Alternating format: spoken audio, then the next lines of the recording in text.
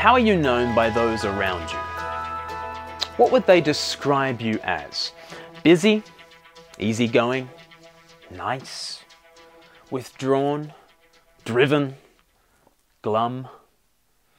What about your church? How is your church known in your area? The night before Jesus died, he spoke of one mark by which his followers are to be identified in the world. One word should spring to mind when the world thinks about Christians. Loving. John chapter 13, verse 34, Jesus says, "A new commandment I give you, love one another as I have loved you, so you must love one another. By this, all men will know that you are my disciples, if you love one another." The distinguishing mark of the Christian is not a dress code, it's not an institutional configuration, it's not even primarily a doctrinal or moral or religious code. The ultimate distinguishing mark of the Christ follower is love. This is not simply Jesus' last request, Jesus calls it a new command. New because it is to be taken up afresh in every generation. But this is not a suggestion from Jesus, it is a command. As he has loved us, so we love one another.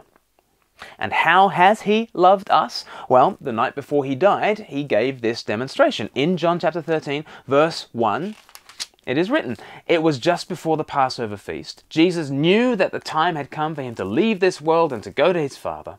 Having loved his own who were in the world, he now showed them the full extent of his love." What did that look like? Well, verse 3. Jesus knew that the Father had put all things under his power and that he had come from God and was returning to God. So he got up from the meal, took off his outer clothing, his robe, and wrapped a towel around his waist. After that, he poured water into a basin and began to wash his disciples' feet, drying them with the towel that was wrapped around him. Here Jesus leaves his place of honor at the table. He takes off his robe, the clothing of a king, and puts on a towel, the clothing of a slave, and he washes his disciples. Once he has washed his disciples and dried their feet, he takes up his robe again and he returns to his place of honor. In verse 12 he says, "Do you understand what I have done for you?" Well, do you?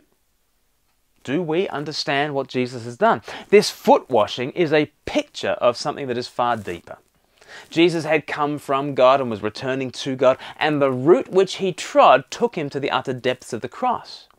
We must never forget that these hands which lovingly washed his friend's feet would, in a matter of hours, be nailed to a Roman cross.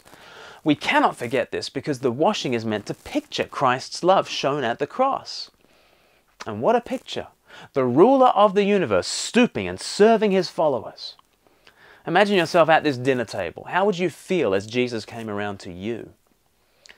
I was once in India staying with a very respectable family in Indian society. The father was a Nawab, the equivalent of a Maharaja, or the British equivalent of a lord, I guess. And while I was there, my hosts were insisting that I had a pedicure. And I flatly refused. No way is anyone going to poke around my carbuncled monstrosities. I didn't want to stand over another human being while they fussed over my dirty feet. No person should have to do that. It is such an awkward thing to have someone hold your naked feet, to wash water over them and towel them dry while all you can do is sit there and watch. There's something very uncomfortable about allowing someone to serve you to that level. But I was uncomfortable having one of the household servants do it.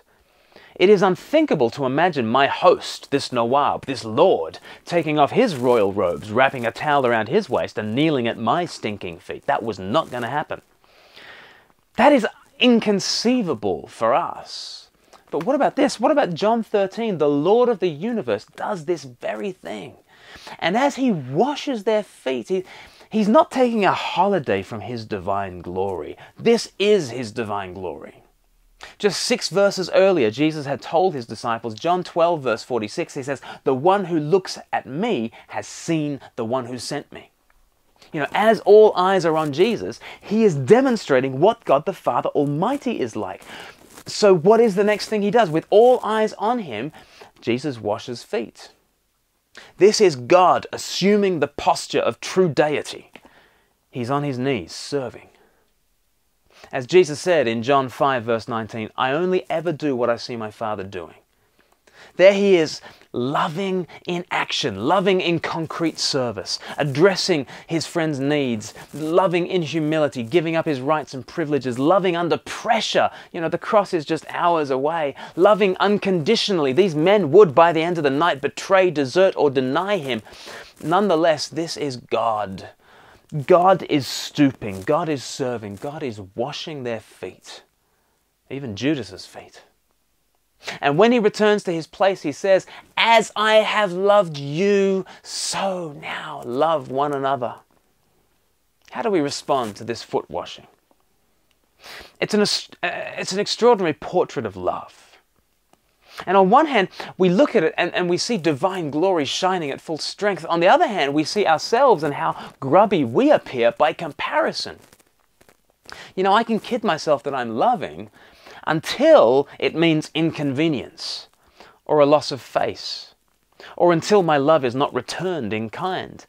And how often does our love evaporate when we're under pressure from other quarters? Our love is nothing like his love. Jesus' example of love here is so far beyond us. But this is why we need to learn Jesus' lesson. Remember, he taught us, as I have loved you, so you now love one another. There is an order in which we are to obey this new command. First, be loved, then love. First, receive Jesus' love, then love others. First, be cleansed, because you need it, because right now you are unlovely and unloving. First, be cleansed, and then pass it on. Come to the foot-washing God. Come to Jesus, who stooped not just to our feet, but to the cross to cleanse us. Come in humility with nothing to offer and receive his washing. As you do so, he takes on our filth and gives us his cleansing. And now, he doesn't want payback. He wants us to pay it forwards. The foot-washing God hands us his towel as though it were the scepter of his kingdom, and he says, as I have loved you, now go, love one another.